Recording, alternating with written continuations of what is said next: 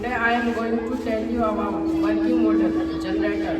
Generator एक ऐसी device है जो मैकेनिकल एनर्जी को इलेक्ट्रिकल एनर्जी में चेंज करता है। Now I will tell you how it works mean. इसका प्रिंसिपल क्या है।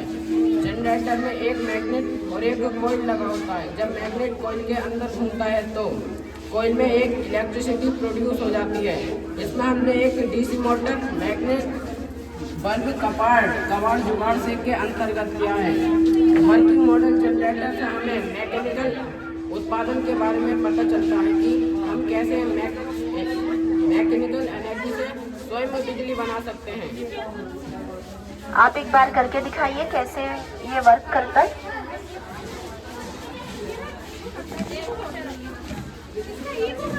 Very good, very good.